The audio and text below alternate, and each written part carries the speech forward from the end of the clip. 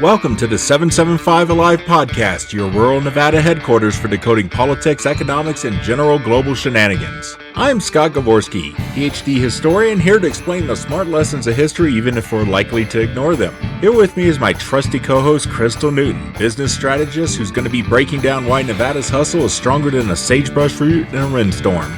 Grab your boots for a wild ride through today's most important news.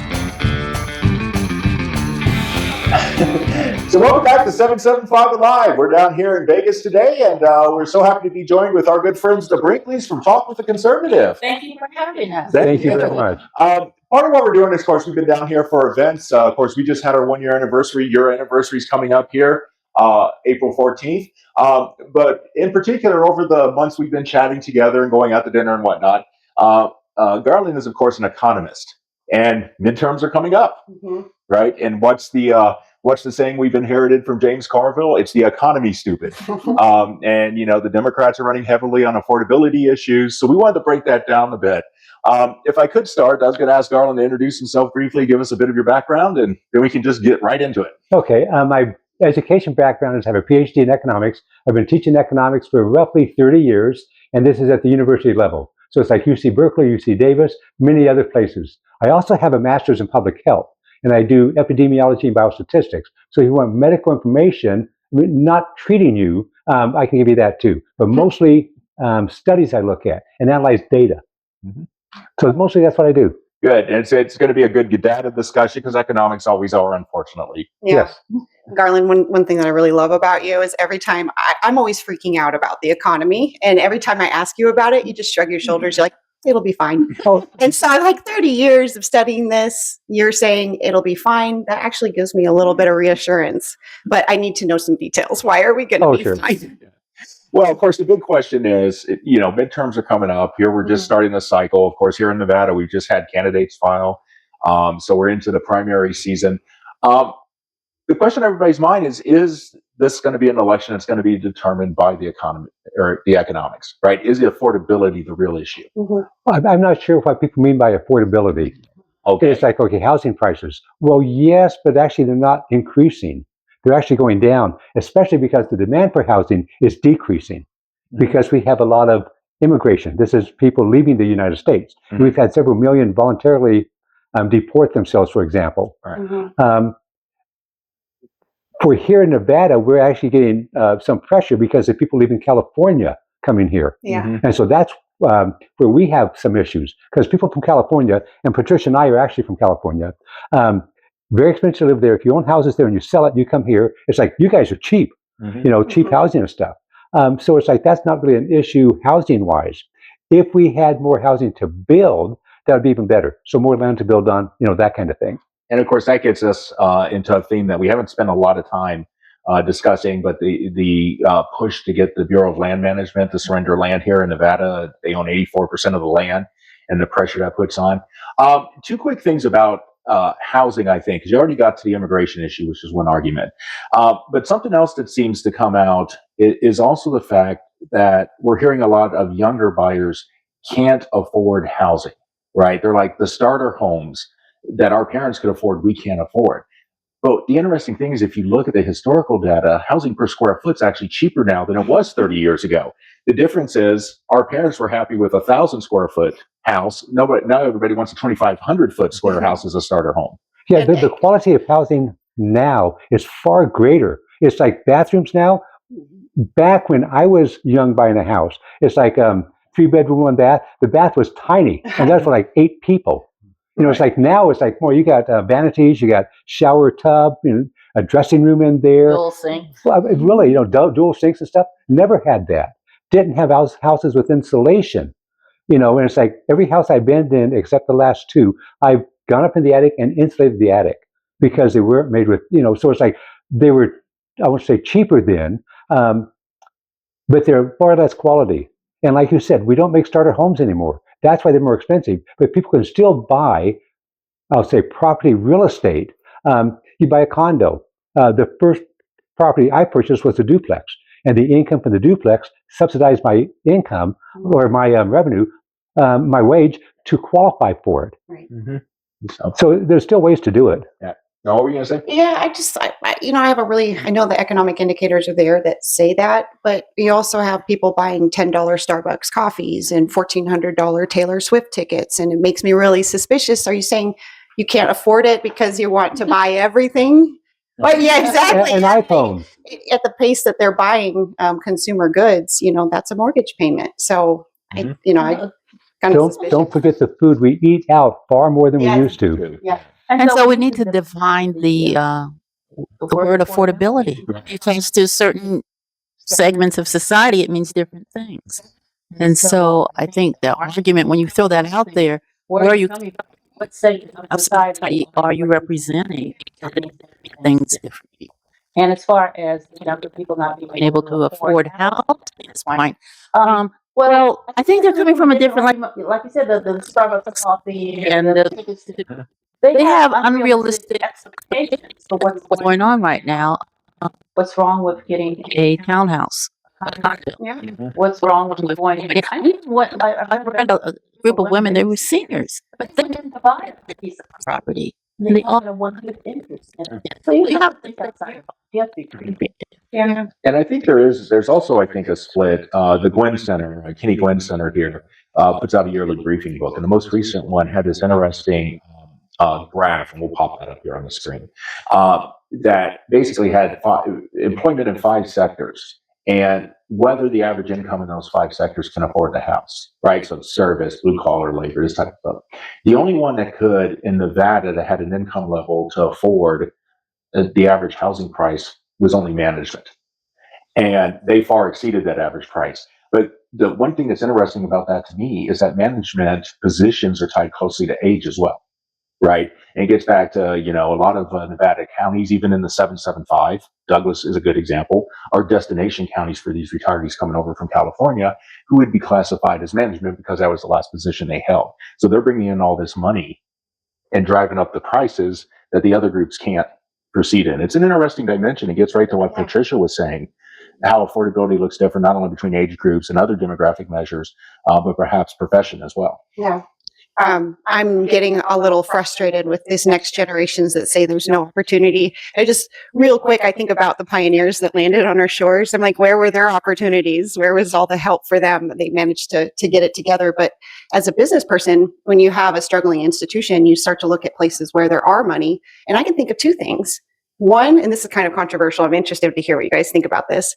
One, you have this new landscape where there's tens of millions of people with bachelor's degrees spending hundreds of thousands of dollars to get them. And there's so many bachelor's degrees out there that it really doesn't bring you back the income. And this is the controversial part. What if instead of spending all that money on college, you put a down payment on a house? How much better? I know that's really good.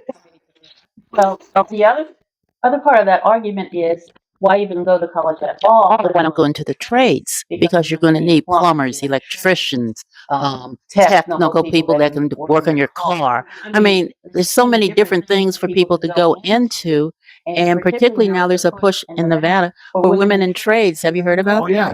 So this is a way for people to improve their economic economic future by going into trades. Why go to school and get a degree in some course that you can't find a job in? So, but the other thing I wanted to touch on also, and it kind of slipped my mind briefly, but you have to look at the different. We're going to come back to me. Well, can we talk about this affordability issue? Because I think that really is a key part in how you define it. And Garland, back me up, because I'm the historian here. And one thing that always struck me is if we look at the long sort of span of human history, right, up really until the 20th century, it was food that would eat up the largest part of people's income. Yes. Like 50% more in a good year. That's why the bread rise that leads to French Revolution, the hyperinflation in Germany in the 1920s, where they reverted to that pre-20th century model, are still damning. But now it's home ownership and insurance that eat up the most income. And Bureau of Labor Statistics is 13.5% of the average American family's income goes to food. And that's with almost half of it being eating out, right? So if they didn't eat out so much, it'd be even lower. It'd be even lower. And you can actually live for, one of the studies I did was with food stamps. You know, how you can you live well on food stamps? And I did it with a colleague at Troy University, California. And so we looked at all the prices of food, things like that. And you can actually, live, consume, or eat well on food stamps you get. So $200 a month. You can actually have a full 1,500 calorie diet over a year for less than $200 if you buy the right things. I was going to say that. What food are you looking at, particularly with Robert Kennedy Jr. trying to change all the ingredients? Oh, absolutely, absolutely. Yeah. And but it's an interesting dimension where I think part of what we're looking at, and even up into the 70s, I think it was about 20%. So so we've even dropped here within our lifetimes, a couple years, right? Well before your parents were born, you know.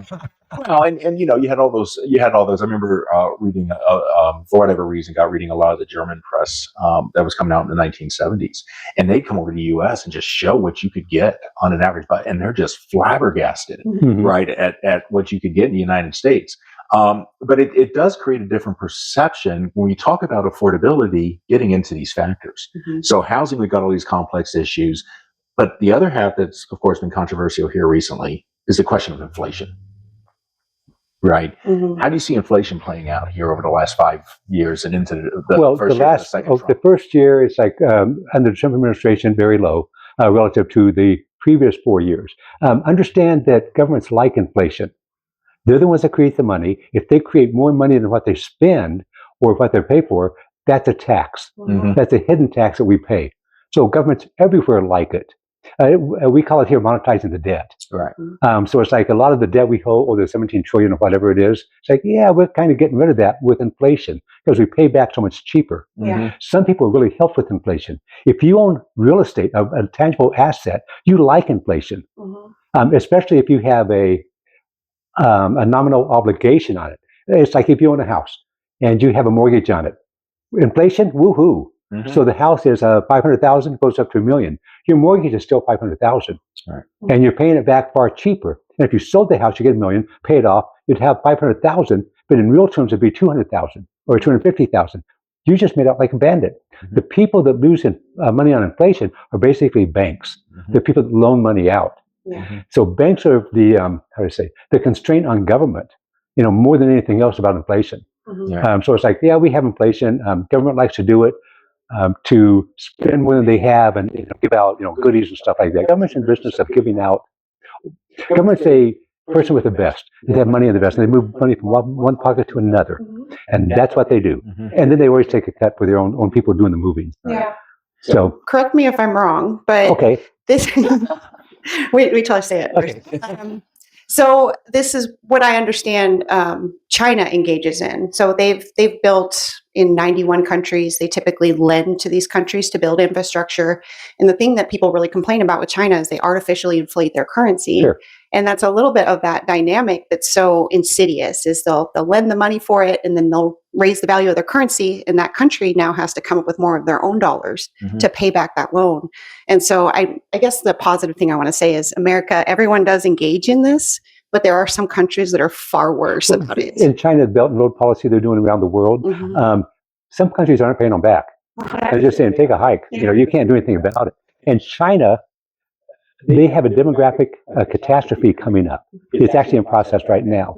I don't expect China to be viable as a country, if you will, in 10 years. I mean, it's that bad.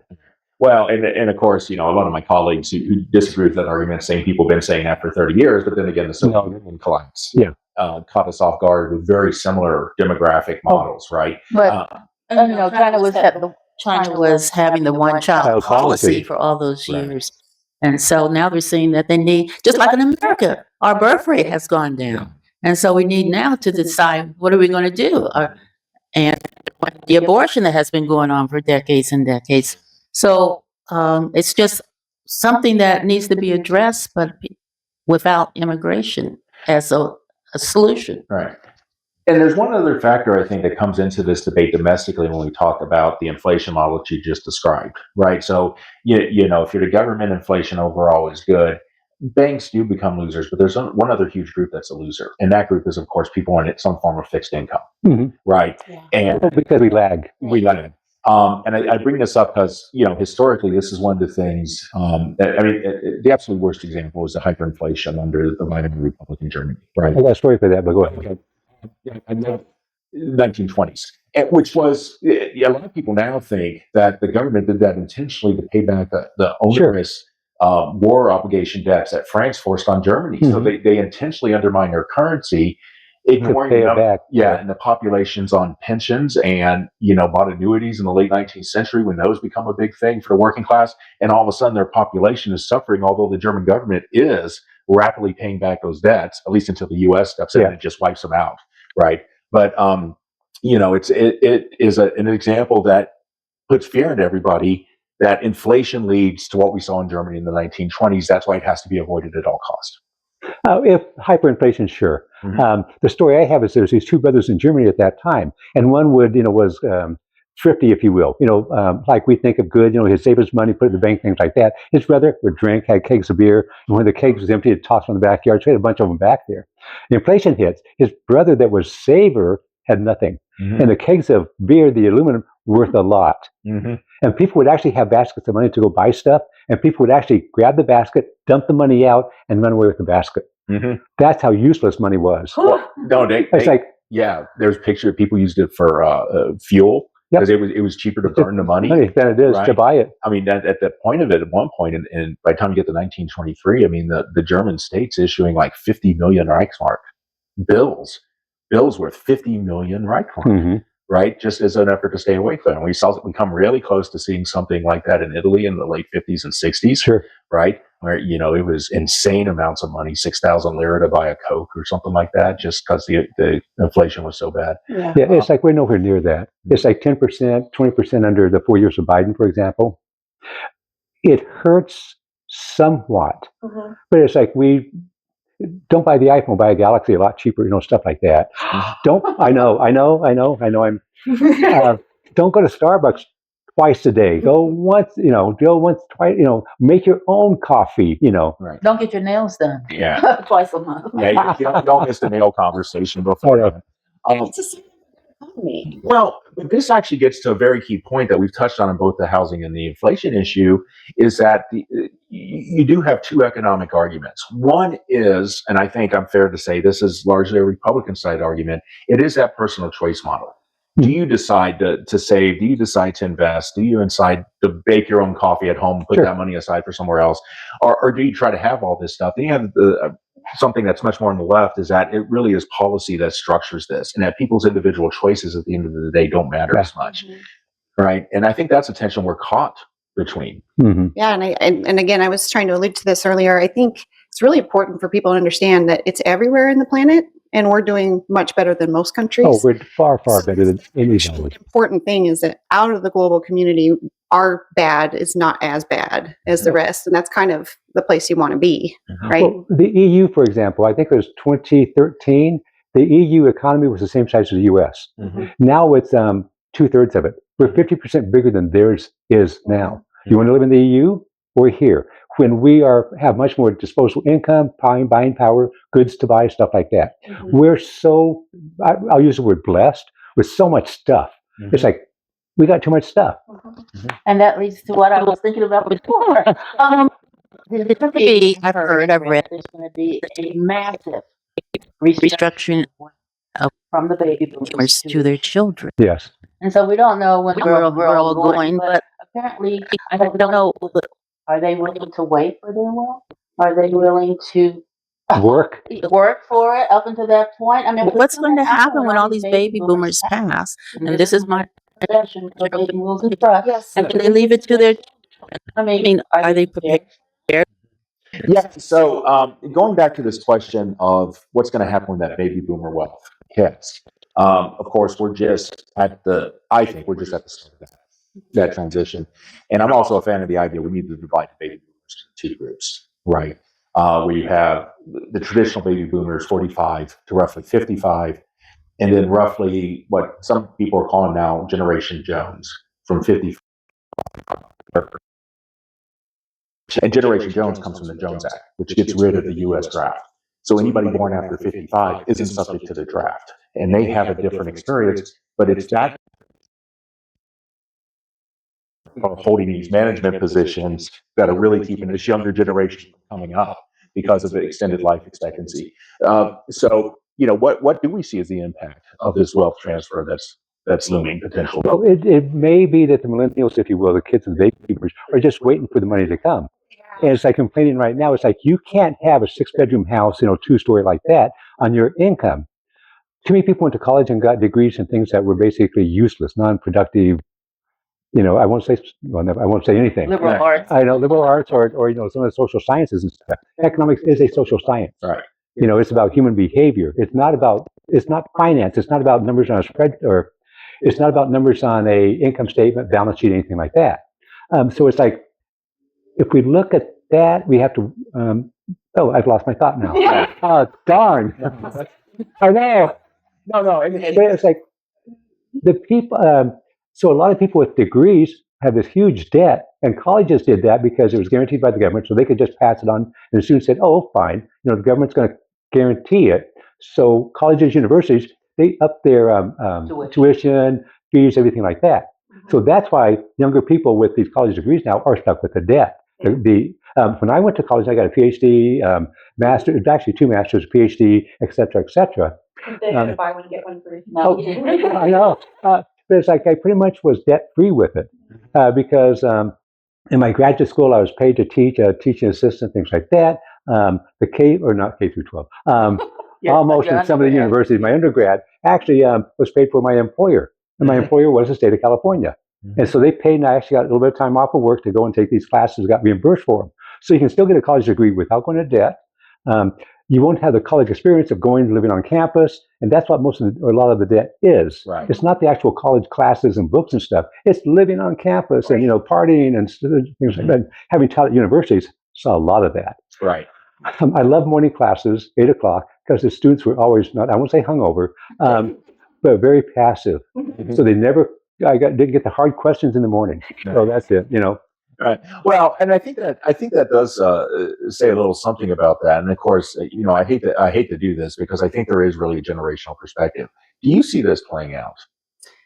Do I see? Well, this sort of wealth transfer between generations. Yeah, waiting for the wealth transfer among your colleagues, your age cohort. So, I know I'm the person to ask because of my age, but I've been hanging out with people 15, 20 years older than me for a long time. We're sorry. That's the thing is I've always been very ambitious. My first business I owned at 14. I've just always been driven. I really don't identify with people that sit around and wait for the world to give them things. I'm not judging, but I don't understand that mindset at all. That would be too bad if that's what's happening. Yeah. Do you think that's really what's happening? Well, I'm not 100% sure, and I've got a feeling that a lot of that wealth, the worst problem might actually be, and Patricia, this might get back to you, how much of that wealth is now being restructured by a generation that has far more access to legal and financial advice into something like trust and whatnot, where it's not going to easily enter back into the consumer economy, right? Yeah. Well, back in California when I was practicing, a lot of times, and during this time period, there were a lot of kids that, for lack of a better term, were addicted to drugs. And their parents just want to make sure that it skipped them. And people don't know that you can't do that. It's not obligated that you give to your children. Right. Only if you do not leave a last will and testament or a living trust, you can your children will inherit it if you don't leave any kind of document. Right. So a lot of times people wanted to make sure that their grandchildren were taken care of, not their children. Right. And so I saw a lot of that. And so now being out of it for about 5 years or so, I don't have my finger on the pulse of what's going on right now with that. But, people still want to leave something for their children. Right. They built their legacy for them. And so they want to leave something for them if they are acting right. Because again, you don't have to leave it to your children. Right. You can leave it to a foundation. Right. You can leave it to your pet. I took a class a couple of weeks ago about leaving of your assets to a pet. So, people have different ways to deal with it. So, there's something I wanted to ask you specifically because you do deal with probate. It's been my impression that when people leave large sums of wealth to their children, it doesn't work out well. Is that like winning the lottery? That's what I'm kind of thinking. If you haven't earned the money, you're going to get hurt by it. That's what I'm saying. Particularly if a parent knows that their child has issues with money, issues with drugs, issues with wild women. And songs.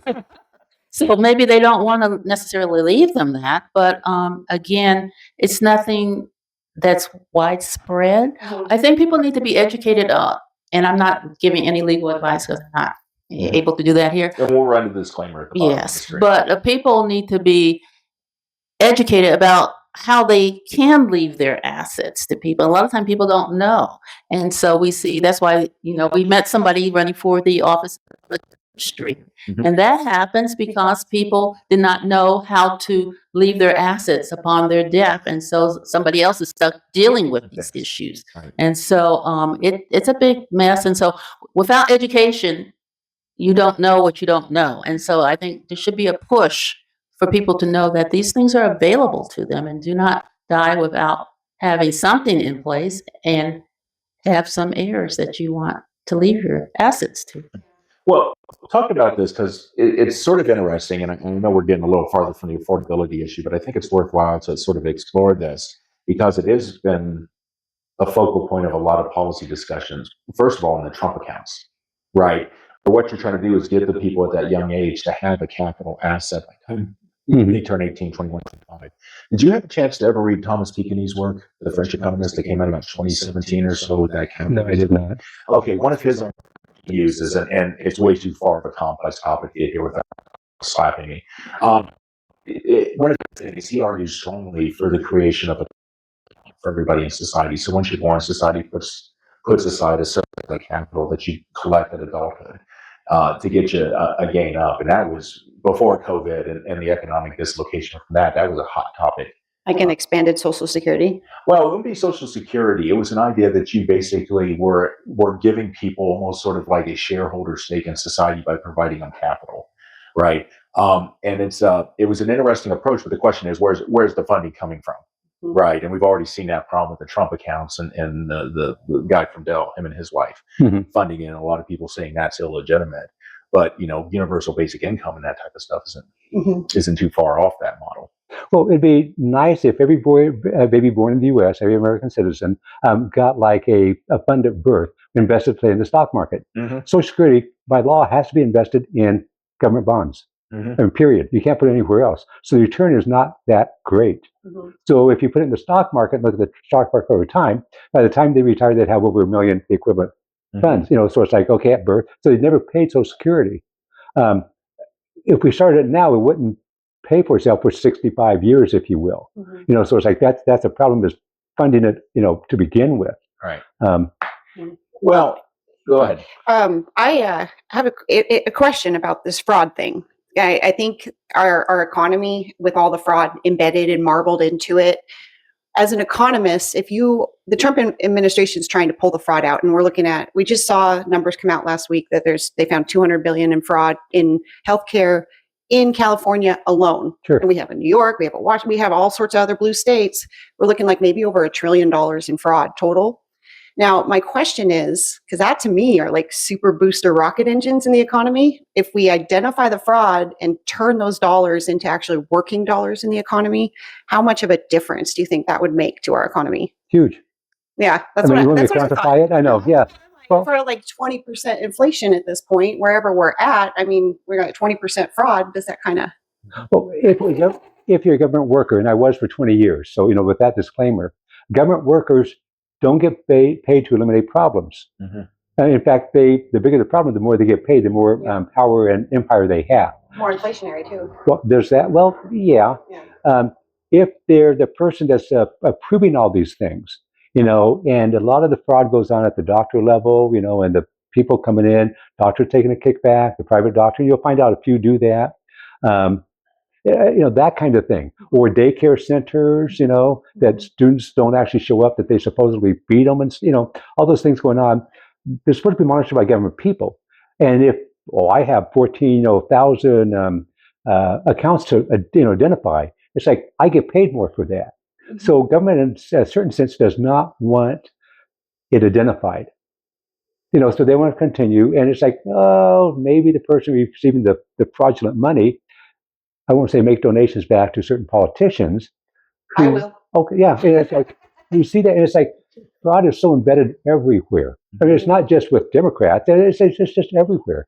Every other people, I'm spending other people's money. Yeah. I'm not careful with it.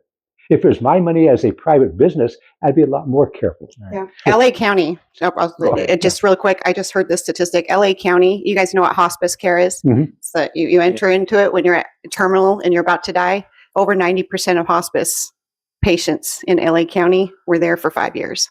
I know. How do you justify that? Yeah. Well, but I think there's actually a way, and this sort of gets back to one of the things we've already heard with the inflation issue, and the same thing with potential private wealth transfer, something like some sort of social capital investment, like Pekini argues. But part of the argument we heard after COVID and the inflation and post-COVID was the government checks. So all of a sudden, people had pent up consumer desire, and they're basically getting free money on top of this, and it started chasing all these goods, and it drove up stuff. But it seemed, or at least the Biden administration tried to claim it was responsible for that growing economy he claimed he had. But think about this in fraud, right? We talk about the money that's taken out of the government in some of the cases in Minnesota, California, what have you. But those people buying, what's now the stereotypical, like it or not, example of the immigrant running the fake childcare center and buying a Mercedes Benz, that money's going into the economy, right? So, I guess the question is, how much of this fraud actually is working in the economy? It's not being pulled out. Well, some of it, because people were just shipping the money back. Right. Well, but just thinking about all this other stuff, right? I mean, how much of the supposed booming disposable income in the United States is actually coming for what really should be practices that should be stopped? I'm actually glad you brought that up because I think that's what politicians tell themselves is do about it, but it also contributes to the economy, so it's fine. Right. Well, who decides who gets the government funds or the benefits from government? And a lot of times it's unintended consequences with that. So Getting back into the legal aspect, when children were accident and they get a large sum of money, the court makes the parent or the guardian place it in a block account and tell the child because there was too much fraud going on prior to that, where people were taking the child's money and spending it. By the time the child turned 18, then they go to the bank. And so maybe there needs to be, when you of the tax of the chocolate account, I didn't read anything about how it was going to be protected for the child. Did you? Well, I think once the account was set up, so it is sort of a block trust account. Okay. The family can put it in, but they can't be extracted. Although I'm sure there's exemptions. Well, and I worry too about people taking out or banks providing loans against the accounts because that's the one thing I thought was like your loophole is you can take a loan out against it, and they're like, "Well, just take it out when you're 18." Yeah. Well, that reminds me of something in California. Beneficiaries of the loan based on what they think they're going to Get. Right. And then sometimes when there's no cash there, because there's no way to collect the funds that they lent out. And so those sort of things happen all the time. People think that the beneficiaries think, oh, I'm going to get something from this estate of my father or my mother. But they don't realize there's taxes, there's creditors that come first, there's the hospitals that come first. And so by the time it gets down to the children, there might not be anything left for them. Yeah, and this is one of the things I think that goes on. The borrowing is interesting because we're starting to see sort of new efforts to leverage wealth in ways we haven't seen. One of them is the HEIs, the home equity loan. Well, not a home equity loan, but home equity investment. Oh, you mean reverse mortgages? No. This is a little different. This is for people. What the bank basically does is say, okay, you've got $50,000 in equity in your loan. We'll lend you that $50,000 for 10 years, and that would buy a 25% stake in your home. Yeah. Then in 10 years, we're going to take the 25% stake is what you pay us back. It becomes like a balloon payment on the back end. And I'm probably mungling. Well, it's close enough. Yeah, it's like they make you a loan. There's no monthly payments or anything like that. But they own part of your house. So it's like if your house is worth, say, free and clear $500,000, they loan you $100,000. They own like 1/5 of your house or 20% of your house. So it's like, okay, when you finally sell it, they'll take that, whatever the new value is. Right. And that's the trap people are worried about. In 10 years now, your house has doubled in price and you owe back twice what you borrowed. So, which is almost like 100% interest, right? And it's very dicey. But, we've had reverse mortgages as another example. There seems to be the desire. Well, I guess the way to put it, and I think you've actually put it this way before, is that there's a lot of wealth. We don't have a lot of liquidity in the modern economy. Yeah. And, income or 501, not 501c3, 401ks. Thank you. Well, I mean, yeah, as an economist, one of the things that's always bothered me is that retirement savings normally aren't added into the average savings numbers. So, when I work at the university, I'm putting 12.5% of my salary back. The university's matching it. So that's 25% of my salary that's being saved for my retirement. And the only thing that shows up in the economic data is the 10% I'm putting back on my own. Now, Americans don't save, but there's all this wealth that's actually being taken out of the economy. Well, but they invest that.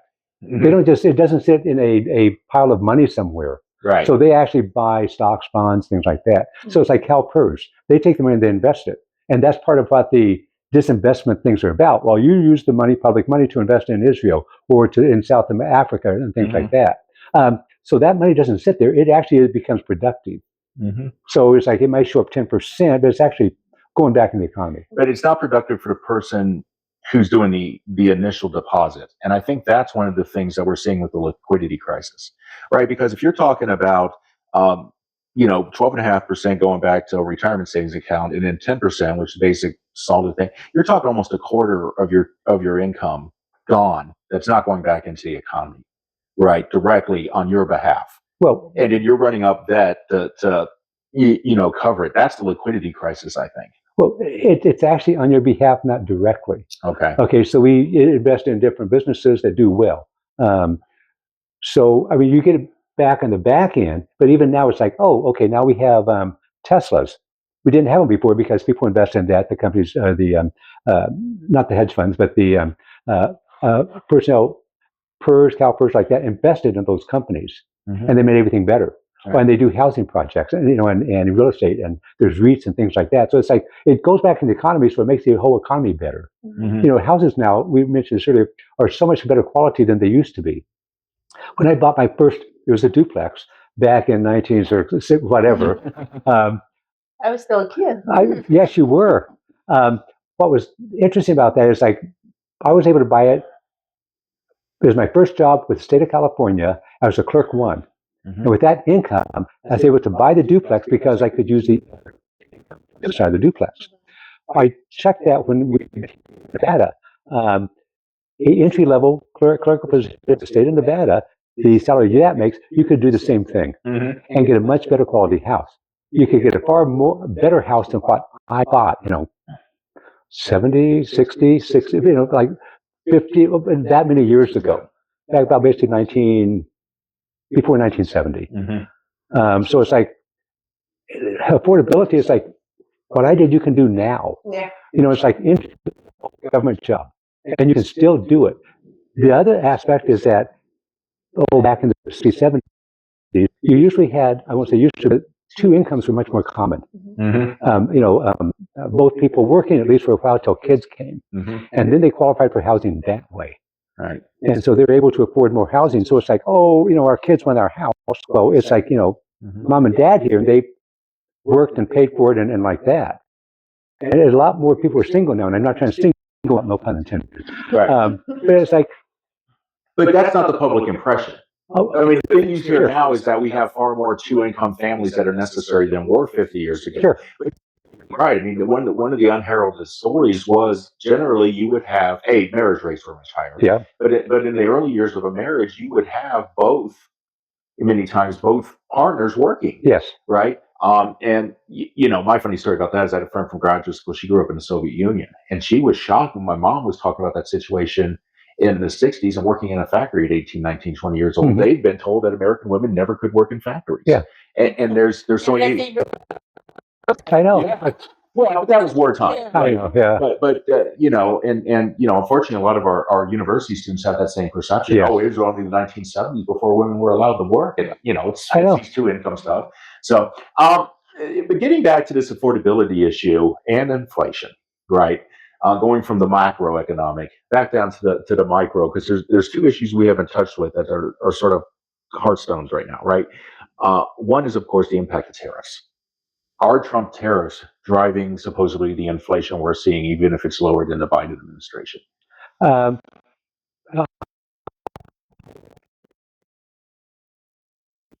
Okay. So these are basically import tariffs. They're tariffs that we put on foreign goods coming into the U.S. Okay, so say we Americans buy a coffee maker from France. They sell it to us for $1,000. Trump puts a 25% tariff on it.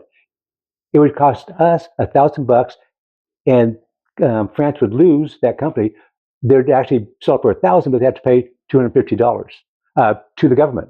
So they're only making $750. Now, if they raise their price to $12.50 and make the difference, so if we still bought that and not another good that's similar, it's like switching off that way, we'd pay $12.50 for it. But $250 of that goes to the government. That's just taxed. So that's the income going to the government. So it's not inflationary. And people don't realize that there were tariffs that were going on before. I think it's the 16th Amendment that proposed a personal income tax on people. Well, the U.S. historically, they paid, we funded the government through basically tariffs, custom duties up to the Civil War. After the Civil War, it was custom duties again, and excise taxes. Taxes on the sin goods, the alcohol, whiskey, same thing, tobacco, things like that. And the 16th Amendment is when we got the income tax. Right. And then it hasn't stopped, has it? No. It was only supposed to be they almost put in there as much as 10%. But they thought at the time, it's like, if we put that in, they'll think they can go up to 10%. I wish they had up, but. Right. Well, and it also gets to the point that the only reason that works is something that's running as a theme through here is that, why these tax cuts have to hit the middle class is that's where a large amount of American wealth is. As much as we talk about this income inequality in the U.S., a lot of that money is tied up within those middle incomes, right? But getting back to the tariffs, you're right. So tariffs might not be inflationary, but they do impact affordability, right? Okay, so what the French company does is they want to sell it for more. They may build a factory here in the U.S. to build it. And that's what we said $17 trillion invested here in the U.S. to avoid the tariffs. So that creates American jobs, things like that. Countries put tariffs on for various reasons. One is to protect the domestic industry. One is national security. We could actually get atom bombs, really cheap nuclear bombs, if we had North Korea make them. They're really cheap. Right. Probably not a good idea. It's like, I wouldn't recommend that. National security issues like that. So it's like Japan, I'll say, highly subsidizes their rice because they do not want to be in the position of not being able to produce their own food. Right. I was just going to bring that up because I think they have like a 700% tariff or something on rice because they don't want to mess up their own market. Yeah. It's like we can't sell it as cheap as they can grow. It's like, so that's there. So tariffs is like that, and we get domestic investment. Now France is going to lose out. There's also what we call non-tariff barriers to trade. And France is notorious for this, or at least when I was studying it was. When VCRs were popular, you guys remember those, right? Some of us. We would export the ones we made here to France. And it's like there was no tariffs on it, but if you export it there, it went to one warehouse, it sat there, there's one person that certified that they were of the quality and stuff. So it's like, yeah, there's no tariffs, but you can't sell them. It's like Russia right now, they got lots of oil, the price of oil's gone up, but they can't sell it because they can't transport it. Right. And so it's like they're not getting any money from the higher oil prices. Right. Well, and that's the second part that factors into the affordability argument. Energy costs, right? That we're seeing, of course, with the Iran conflict, if we don't have a name for it yet, but the Iran conflict driving up prices and people arguing it's driving up the cost of gasoline on an already stressed American economy. You have some thoughts on that? Yeah, I disagree with it. Oh, Krista, you want to talk about it? Well, I guess I want to come at it from a different direction because, I made the point that the rest of the world is doing worse than we are. It's better to be in that top position. So we're doing better. And, you cover all these things. There's fraud that we're weeding out. We've got boomers that are passing on. There is an opportunity in this country. What's curious to me is this entire issue might be a non-issue. It's just more of a political narrative that's leading people to believe that there are all these problems. Yeah. And that's such a difficult thing to deal with because it's one thing to have an economic like idea and try to pursue it. But, if the information about it is wrong, even if the economy is stable and strong, like it is, if people don't believe it is. Well, and a relative of ours, a close relative, actually posted a thing on Facebook that said gas prices are higher than they've ever been. It's like, not true. That's I don't think they deliberately did that as a lie. I think they're just too lazy to look at it. They listen to the mainstream media. And so fear and rage sell. Actually better than sex. There's what I just read recently. So it's like, Just to follow up, and that's the one thing that's really just recently with the Iran conflict. Of course, we were expecting the gas price to go up, but what was baffling to me is under the Biden administration, it was above $4 a gallon almost the entire time. Nobody said one thing about it. well, And then, the media did not. to make it worse, when Trump got in, the gas price dropped at an incredible rate. He accomplished something major, saved American families tons of money for months. Wasn't talked about, but the minute it ticked back before, it was destroying the economy. And I'm just like, this is a higher narrative problem. This is just a narrative problem. And Bingo. add into it California, because California now is losing a lot of their refineries. And so that's increasing the amount of gas, the cost of gas that we have to pay here. And because people don't realize we're getting our gas from California, we have to abide by, they change their gas, was it the texture, the seasonal blends, they change it. And so every time that happens, it goes up and people don't realize, well, California is the cause for this. So why don't we try to do something here in Nevada so we're not so dependent upon California? Well, and I think that's one of the things. And I just want to say, I was really hoping to get our sort of pre-recording discussion vent that you had about the crisis, because I would have been I think this is a key issue that gets us back to the original question you raised. Is affordability something that can be measured, right? Is it a social science quantity, or is it an effect of a political narrative that's much more nebulous than what it actually means? Or even worse, are some of these democratic governments employing these tactics to make the other side look bad, which could be really insidious. I don't know how we get ourselves out of that hole. Like, for instance, you're talking about the California gas. Did they decide to shut those refineries? Right, but did he do that to try to hurt Trump? Or was it really a concern? No, it was before that. It's because, concerned about the environment, because they're not concerned about the environment. Right. They do things that are damaging to it. So, let's get rid of the fossil fuel industry. And Biden said that day one when he came in, I'm going to destroy it. So refineries aren't going to invest if your people that's going to be in government are going to shut you down, because investing in a refinery, 10 years to build at least, and then it pays back, 30 years after that, the investment. So it's like they're shutting down. Well, the reason I asked was because I had heard in coordination with California shutting down those refineries that they're now importing from a different country that uses the same technology. So it just makes me think, was this whole strategy a political one? Well, the U.S. doesn't really need to import oil. Yeah, right. We basically have that, and the shale oil and the natural gas, stuff like that, liquefied natural gas. It's like Germany says, oh, Trump, please, make sure we get it.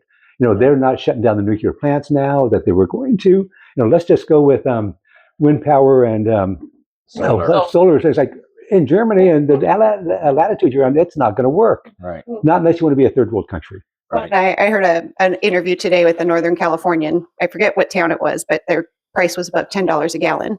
And their immediate instinct was to blame Trump. And I'm like, well, they need to look at their gas. I know. They need to look at Newsom, because he's making it difficult for these refineries to stay there. And so they don't have that many in the Bay Area. And we came from the Bay Area, so we know exactly where they're closing down. And so it's just, it's heartbreaking that the media doesn't give people the correct information because they don't want to. And then people don't want to do the research on their own to find out what's happening. So you have this little bubble there, and something's going to give, and they always pin it on Trump. Well, and not just Trump. I mean, certainly the gas price issue, early 2000s during the Gulf conflict, right? The Iraq War, particularly, there was all those political cartoons of W sitting in the basement of the White House with the gas price button, just knocking it up every day so his buddies get rich, right? Which is not how this works. But this is one of the reasons we wanted to have this discussion, is that part of the problem with doing research is economics is complicated. If you've got 4 or 5 years, it's not. Okay. It's just a lot of nuances to it. Well, that's it, but the problem is we're stuck in a 2-year at least election cycle, right? But this is, I think, one of the real problems we're seeing with a lot of this stuff, at least in my view, is yes, these political narratives are easy because it's easier for people who haven't been trained in the nuances of economics and the complexities of economics to see it in simplistic terms. And I actually think this hits on both sides of the political spectrum. Doing a lot of stuff in government and trying to explain to somebody, well, government should just run like my household does. Well, no, not really.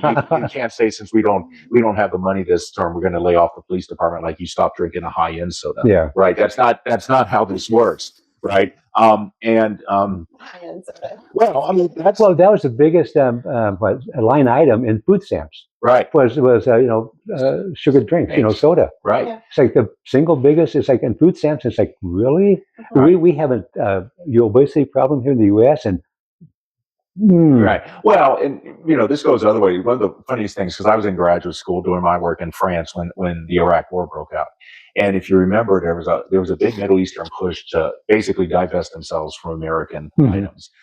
So somebody in Saudi Arabia started producing Mecca Cola. Right, their own soft drink. And it actually wasn't bad. It wasn't as overly sweet as Pepsi, but not quite as bubbly as Coke. So it was actually nice. They were selling it all over France. I'm impressed they actually allow the devil soda. But that gets to the point culturally, right? If you're planning to fight back against the industrial or the imperial power, is to produce your own sort of overly sweet, acidic, diabetes-inducing drink, you've probably already lost the war. Yeah. Right? They've already shifted it. So, funny stories aside, let's get back to the fundamental question. McDonald's diplomacy. Well, there is something to that. I had the economist firm that pointed out the true example of American power isn't the nuclear bomb, it isn't man on the moon, it isn't aircraft carriers. It's the fact that you can go anywhere in the world and get approximately 10 grams of onions on a Big Mac. Yep. That's economic power in a way that the world has not seen. One of my professors was actually in Moscow when the first McDonald's opened up there. Yeah. And he actually was able to go there and buy some Big Macs. Right. Okay. Right. Here, look at this. It's like, oh, it was huge. Oh, yeah. In high school working at McDonald's, and we're all trying to figure out how do we get a gig where we can go over there and, do part-time work. things like that there. But affordability in the midterms. Do you think this is going to come down to the midterm, or do you think this is going to be the major factor in the midterms? Is this affordability argument? The affordability argument, maybe, because people will be, I deserve a big house and I have a degree in Eastern European dance from the from the 1800s. I need to, I deserve this. It's like, you actually don't. It's like, you made these decisions and stuff, and you can still do it if you're willing to put the work in. And that kind of thing. I don't know. It's like the narrative, who controls that? People believe without checking the facts. It's like, I don't think it's actually an issue. I actually don't see affordability being that much of a problem. Having grown up in the 50s, and things were like that. The first house I can remember living in, so I was very young. We didn't have indoor plumbing. I actually went out. We had to go outside to an outhouse to do it. It's like it's that kind of thing. And now what we have now is just incredible. I remember little tanker trucks going down the street spraying DDT for mosquitoes. Right. And Playing in the fog. We did that. We play in the fog, the DDT. It's like, so, be kind to your, baby boomer parents, because this is the things we did. So if we forget things, that's probably why. Go ahead. No, are you saying that the media is going to emphasize affordability? Because this is not a presidential election year.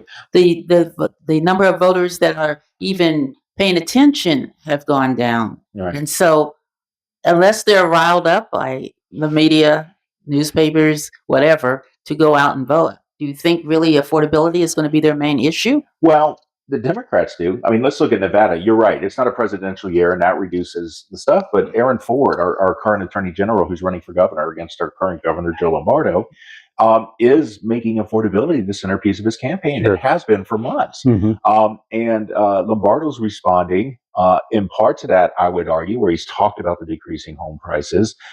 He's just set up that commission on the fuel resiliency to deal with the fuel issue from California. Not that those issues didn't need to be dealt with, but they're clearly in a campaign season aimed at sort of a public display of addressing the affordability issue.